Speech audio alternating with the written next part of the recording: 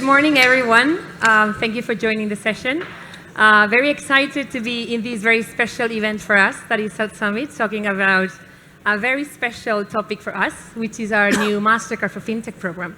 So how we will do is I'm going to just briefly talk about the Mastercard for Fintech program, what it is, so that you can join and participate in the program, and then I'll go and talk to these three exciting partners that have joined the initiative and are supporting us heavily on this program. So, there you go. Thank you so much.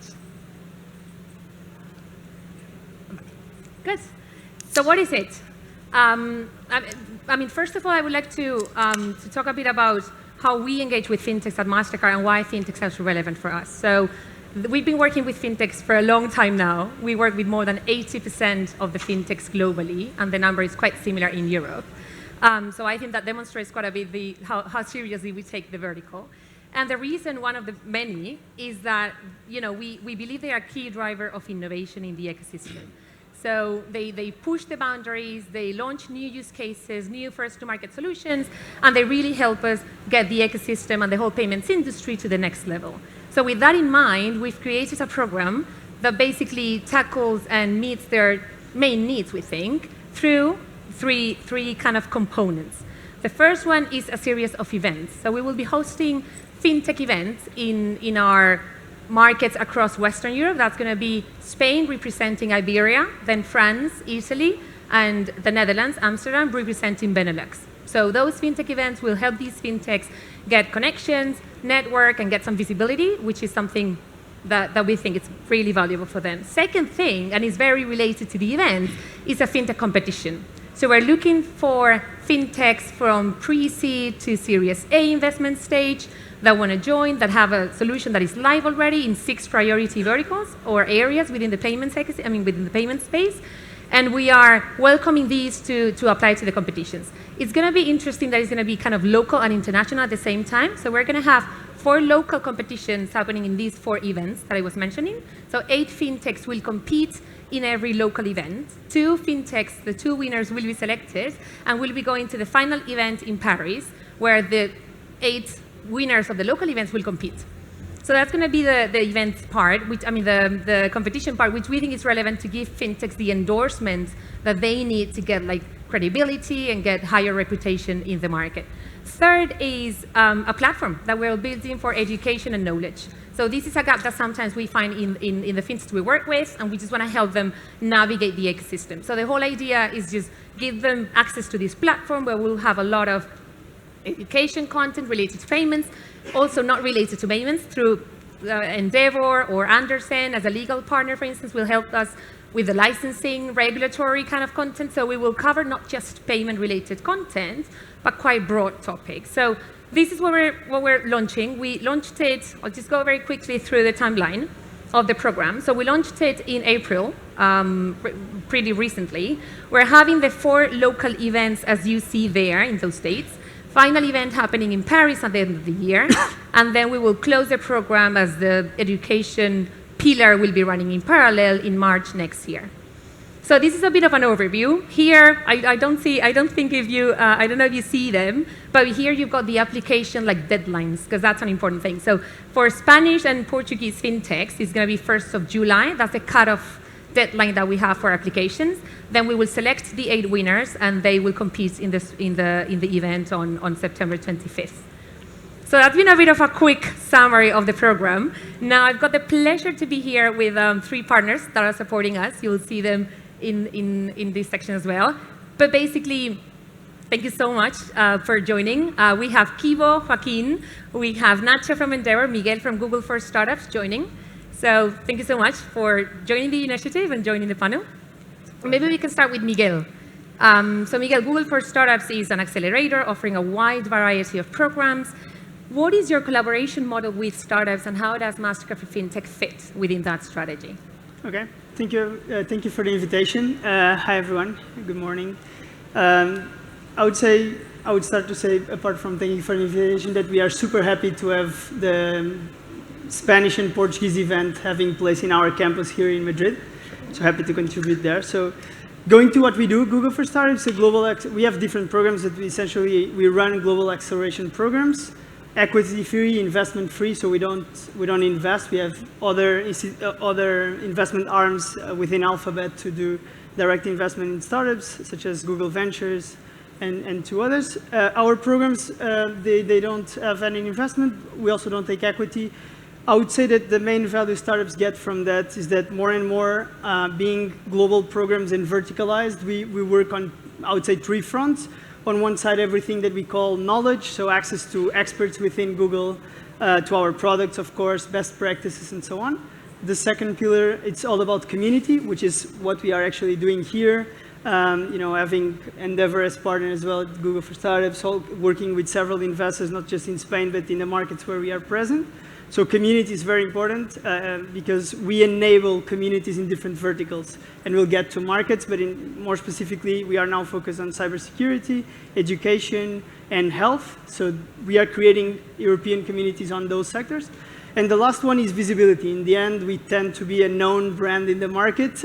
People tend to know what Google is, and we are good at creating stories. So that's what we do with founders. We create great stories of how the program, our mentors, and all the support that we invest in help them, scale to new markets, hire more people, raise new rounds, and that positions them as global leaders. So that's what we do, and that's how we integrate with global partners such as, Mastercard and many others, making sure that we keep creating this broader community of founders. Totally. Totally agree with the community piece. It's so relevant, especially maybe in this startup ecosystem, right? Can I just add one point? Sure. Just doing alpha-minute sales pitch.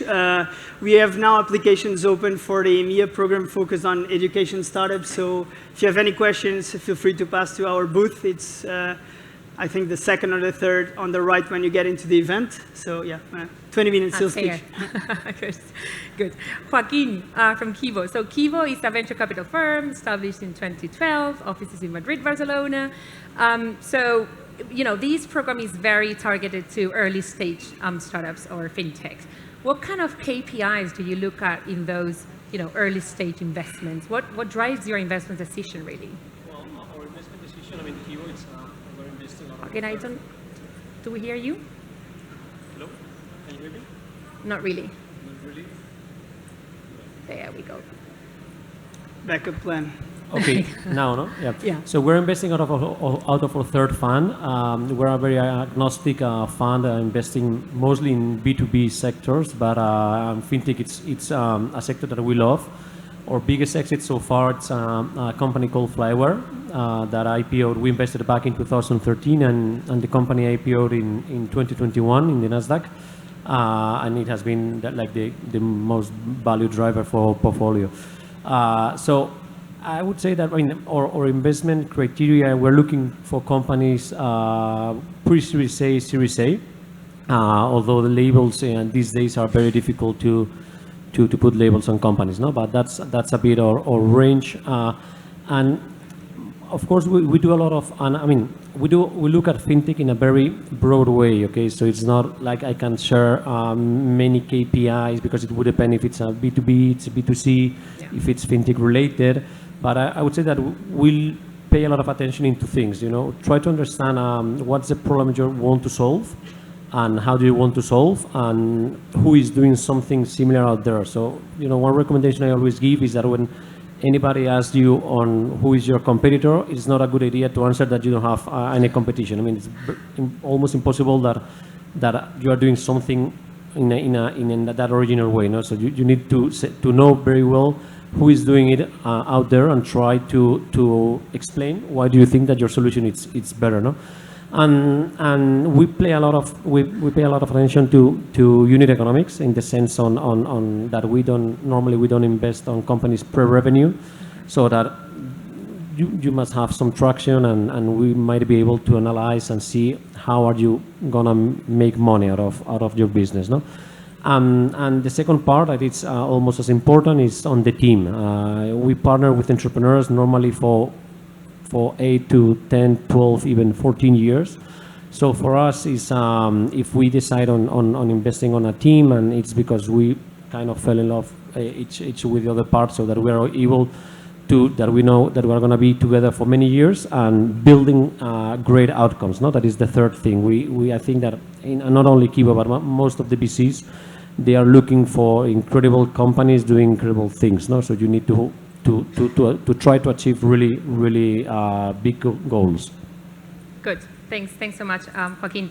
Nacho, so we know Endeavor, most of us probably, as a global network of entrepreneurs, but can you tell us a bit more about the organization and how you work with fintechs and startups across the different markets? So Endeavor is a non-profit. That's, our headquarters are in New York, and it spans across 42 different markets. And we select high-impact entrepreneurs across all those markets. High impact meaning entrepreneurs that have crazy ideas, want to change the world, and if they succeed, they will create thousands of jobs. And they will have a multiplier effect because some of those employees, they will be inspired. They will go out, they will have their own startups, they become founders, and then if they become unicorns, it's a flywheel, no? It goes forth, so forth, and so on.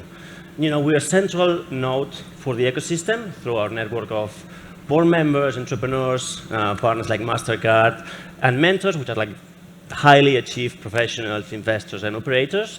And we do that across the 42 markets that we're in, right? So, that's quite powerful. But not only that, so we're a non-profit, but still we are a team of 700 people, which not many people know about. And we basically help entrepreneurs scale with whatever issue they have. For example, access into markets. We know the playbooks, we know what they need to do, where they go, for example, to Mexico, what operators, what investors, what partners, or how even set up going there. Access to capital, investors like, for example, Kibo right here, they like very much our selection process. It's very thorough, and it actually takes quite a bit of time and actually away from the entrepreneurs. So we rely on them to convince them to do it, because some of them will be like, no, I don't have the time. But once you do it, we basically give them access to it, right? We know the thesis, so doing a matchmaking, and they'll take the call, for example, right?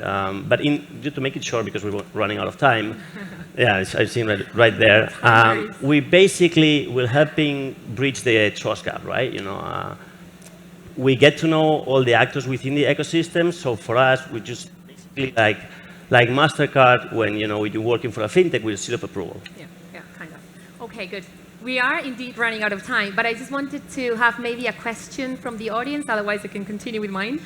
But I'm happy to get any questions from the audience, if any. No? Otherwise, I'll just make my last one. And sorry, guys, because I know we have like a couple of February, but maybe Joaquin, because I think right now it's been quite a challenging, last couple of years in terms of fundraising. So I'm pretty sure everyone here is keen to understand, how do you see it evolving in the short to medium term? Yeah, I think that like the ecosystem, it had a really surge on investment during 2021, and those years were a bit crazy. And I think that most of the ecosystem is now trying to digest those years. And I think that there has been a lot of setbacks, in the industry. In my opinion, now, talking June 2024, seed and early stage is doing quite well. There is a lot of investors, a lot of smart people, and a lot of good companies. So we expect that most of them will get financing and they will be able to start their companies. I think it gets a bit more challenge when you go to Series B+. I think I was looking at some data for today's panel, and I think that it's in Spain there has been like 10 deals bigger than 10 million so far this year. Not that it's quite small.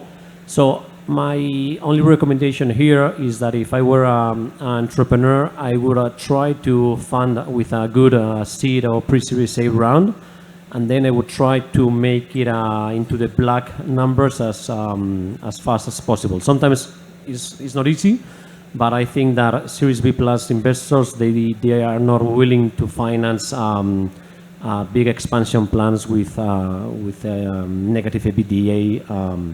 Only if you are in the Gen A space, you will get those, but not in a broad sense, no? Okay, and I think that's a wrap up. So I think it's a very good piece of advice. Thanks so much, Joaquin, Nacho, Miguel. Thanks so much for joining, and hope you have a good rest of the event. Thanks, everyone.